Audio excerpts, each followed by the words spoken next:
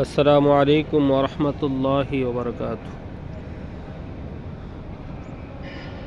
প্রিয় কৃষকরা, দেখেন আমি হাফ ড্রামের মধ্যে লাল শাক রোপণ করেছি। মাশাল্লাহ, অনেক সুন্দর হয়েছে।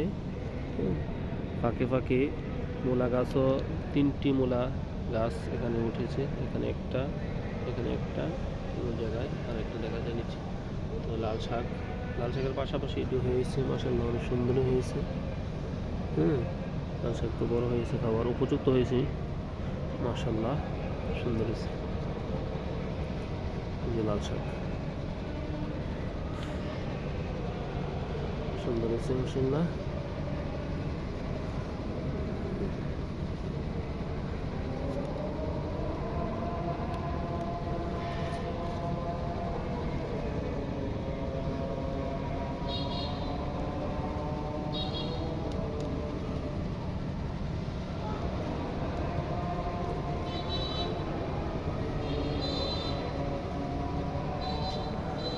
আর এখানে হচ্ছে পালং শাকটি বেশি বড় হচ্ছে না।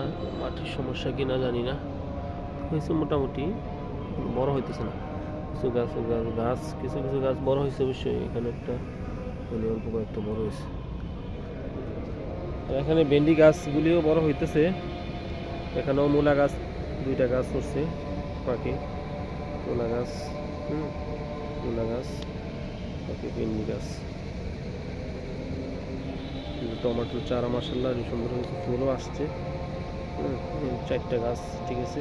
একটা, এখানে একটা, এখানে আরেকটা। ধনিয়া গাছও আছে নিচে, আরেকটা।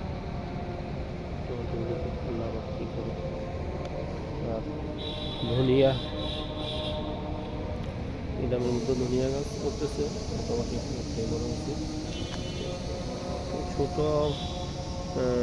পানির এই তেলের বোতলে কেটে বাগুনের চারা লাগিয়েছি, এটা হইতেছে।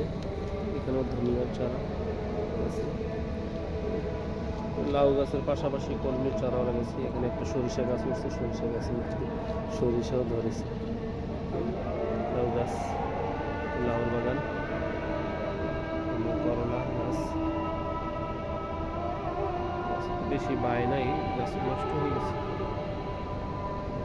এখানে করলা ধরছে, একটা করলা আছে।